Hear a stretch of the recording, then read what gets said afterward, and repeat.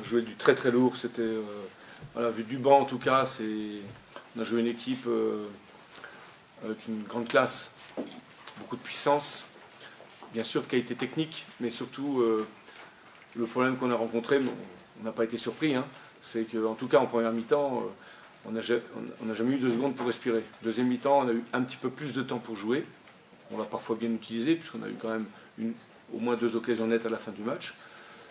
Mais voilà, on n'est pas du tout surpris du match. C'est une équipe, pour moi, je vous le dis, avec une grande classe, un coach qui a la classe à l'image de son équipe. Voilà, très très combative, généreuse et une grande qualité technique. Vous n'avez pas à rougir, vous êtes dedans? Sûrement pas, sûrement pas. Je regrette qu'en première mi-temps, on prenne un but sur... ils ont quand même moins d'occasions en première mi-temps qu'en deuxième, ou sur la fin du match, mais on prend un but sur un ballon perdu et un contre, qui est le remake du but qu'on a encaissé il y a une dizaine de jours contre Guingamp. Donc ça c'est un petit peu dommage, mais bon après on sait que ce sont des erreurs à limiter en tout cas, c'est ce que j'avais demandé aussi à mes joueurs, pas demandé mais en tout cas leur conseiller de faire très très attention sur ce genre de situation. On a des pertes de balles avec la qualité technique, la justesse des passes des gens qui sont dans l'engagement et qui finissent ces actions, à l'image du but de Jovetic qui est magnifique. Voilà. La première mi-temps, c'est Monaco qui vous met la pression ou c'est vous qui respectez un peu trop? J'ai quoi? La première mi-temps, c'est Monaco qui met la pression ouais, ou c'est vous qui les respectez? Non, non, non. Nous, on a voulu toujours jouer notre jeu. On avait aussi un objectif de trouver la profondeur parce qu'on sait que c'est une équipe qu'on a bien observée qui a un bloc très très haut avec des défenseurs, même centraux, qui sont parfois sur la ligne médiane. Donc, bien sûr, l'idée d'aller voir derrière ce qui se passait, c'était pour nous quelque chose de très intéressant. D'ailleurs, on l'a vu dès qu'on a pu un peu en deuxième mi-temps en mettre un peu, notamment je pense sur l'occasion d'Achille. Mais bon, il faut bien reconnaître que, franchement, sur la première mi-temps, on n'était que très rarement en position de donner des bons ballons. Donc voilà, c'est en ce sens que je dis que Monaco est très impressionnant, parce qu'on ne va pas louer la qualité technique de Golovin ou d'autres joueurs, on les connaît. Mais par contre, voilà, ils sont dans le harcèlement et tout, c'est très impressionnant. Dans le contenu, il y a des choses qui vous laissent des regrets quand même ou pas? J'aurais aimé qu'on joue plus dans la profondeur, comme je viens de vous le dire, d'aller voir derrière pour les mettre en difficulté de temps en temps sur des situations, mais pour les mettre en difficulté comme ça, il faut quand même que ce soit des situations préparées avec des garçons qui peuvent faire des passes dans la profondeur, mais dans de bonnes conditions, avec de bons appels. Voilà, donc pour nous, ça a été dur. Philippe, Niko Kovac vient de nous dire qu'il vous avait souhaité de vous retrouver... que vous retrouviez la saison prochaine en Ligue 1, vous lui avez souhaité quoi en retour? Bon, moi je dis qu'il fasse attention avec les arbitres déjà, parce qu'il a pris un carton jaune. Après, je me suis excusé pour le terrain, malheureusement on n'y est pour rien. Et puis ensuite, oui, voilà, je disais, c'est quelqu'un qui a la classe, donc voilà, c'est son parcours remarquable. Et après, s'il nous a souhaité de monter en Ligue 1, c'est bien, c'est que c'est quelqu'un qui connaît bien le football. En allemand, les échanges, du coup? Comment? En allemand, les échanges? Un mot. Et du coup, il m'a appelé par mon nom, comment dire, d'appellation hispanique, allemande, quoi, oui, voilà, germanique, Innsberger. Ça me rappelle ma région. Hein. Ça reste quand même une bonne après-midi pour vous, d'avoir pu affronter un tel adversaire, s'étalonner un peu. Oui, après s'étalonner, c'est pas tellement ça, c'est surtout voir ce que demande le haut niveau. D'autant plus que là, ils n'ont pas leur équipe type, ils avaient au moins 4 jeunes de 18 ans là-dedans, entre 18 et 20 ans, donc des gens qui ne jouent pas tout le temps. Mais voilà, voir comment les gens sont capables de mettre la pression. Moi, c'est ça qui, franchement, qui m'a vraiment surpris, choqué, dans le bon sens, bien sûr. Pas dans notre sens à nous, mais voilà, c'est une équipe qui vous asphyxie complètement et ne laisse pas respirer. Et ça, je pense qu'il faut s'en inspirer.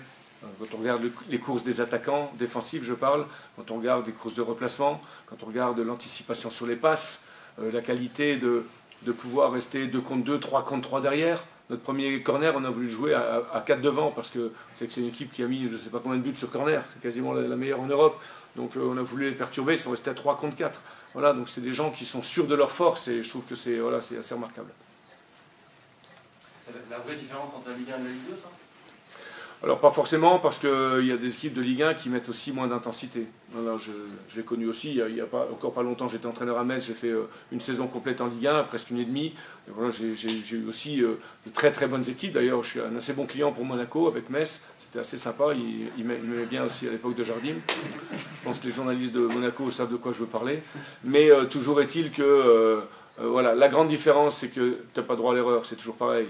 Voilà, tu peux pas, la moindre erreur, déjà en Ligue 2, c'est chaud, et en Ligue 1, ça, tu payes cash, c'est tout. Tu perds un ballon, tu prends un contre, ça va jusqu'au bout, ça met de la vitesse. Quand on voit je sais pas qui fait, c'est Pellegrini, quoi, il fait faute sur mon gardien, je crois, au départ. Mais quand on voit voilà, l'action, l'appel dans l'intervalle, la qualité de la passe, l'engagement du garçon qui en met trop après sur le gardien, mais ça c'est, voilà, malheureusement.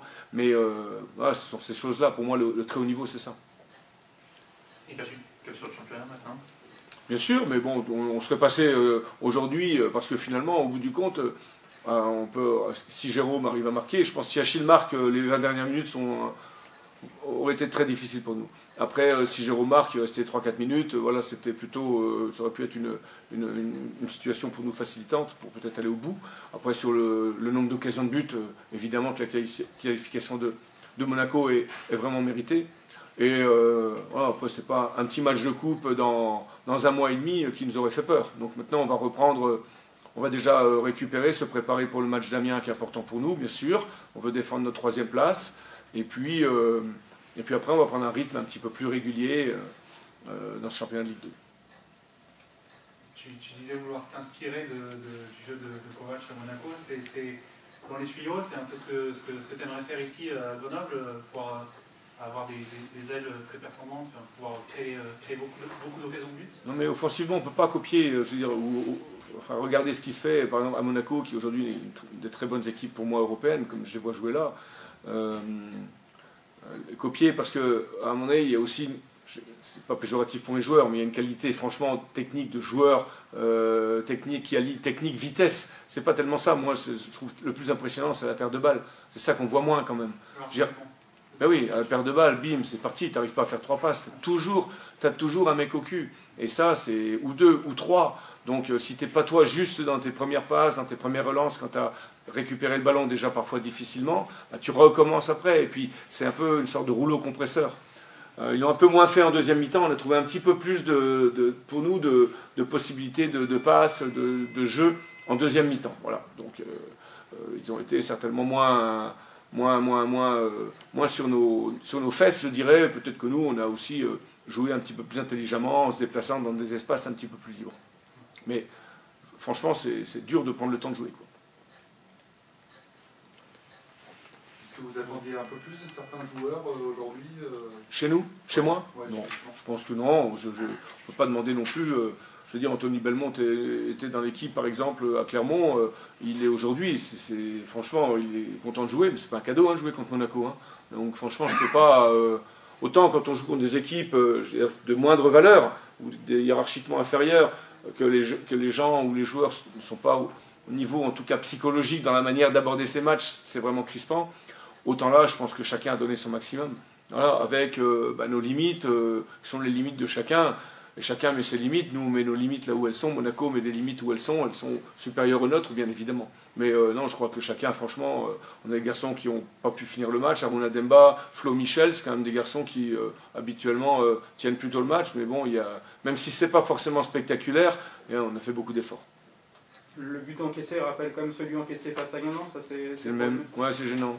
C'est gênant parce que bon, c'est une perte de balle. Après, des pertes de balles, il y en a un peu tout le temps, mais sur le coup, on n'est pas dans la réaction, quoi.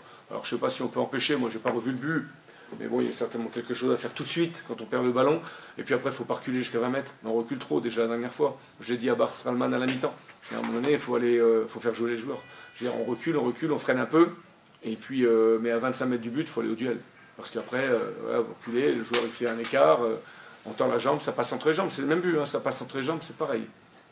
Donc, bon, c'est une petite similitude, certainement une coïncidence, je l'espère. C'est aussi quelque chose qu'il ne fallait pas faire trop souvent contre Monaco. Parfait. Dernière question, Ali. Il y a Amiens qui arrive ce week-end, donc bon, tu vas sans doute faire quelques changements au niveau de l'équipe type. Qu'est-ce que tu vas dire à tes joueurs simplement pour éviter de trop repenser à cette élimination et non, mais je pense que les joueurs sont comme moi, ils sont plutôt contents d'avoir perdu 1-0 contre Monaco, même s'il faut bien remarquer que Esteban Sales, mon gardien, a fait quand même, je sais pas loin d'une dizaine d'arrêts peut-être. Et puis, je veux dire, nous, on n'a pas à rougir du tout de cette défaite. Je veux dire, on a perdu 1-0 comme Monaco qui met des branlées à tout le monde avec 3-4 buts à chaque week-end. Donc on est plutôt content. Je ne veux pas dire content d'être éliminé, tu ne peux pas être content d'être éliminé, mais on savait aussi que la marche, comme tu l'as dit, serait certainement très haute. Donc ce match, il est déjà passé. On a été à la hauteur de l'événement avec nos moyens, nos limites. Et voilà, il n'y a pas ni à rougir, ni à dire que ce qu'on a fait c'était mal. Et maintenant, se préparer pour le match d'Amiens, comme j'ai dit. Alors, depuis 3 mois, on fait beaucoup de rotations. Il y en aura encore contre Amiens, avec des gens qui n'ont pas démarré ou qui ne sont pas rentrés, qui vont certainement se retrouver sur le terrain. Parce que bon, un match comme ça, sur un tel terrain, en plus, je veux dire, ça pèse quoi. Un pas, c'est 2 pas là-dessus. Donc, ça pèse beaucoup dans les organismes. Et il faut mettre beaucoup de fraîcheur contre Amiens. C'est l'objectif.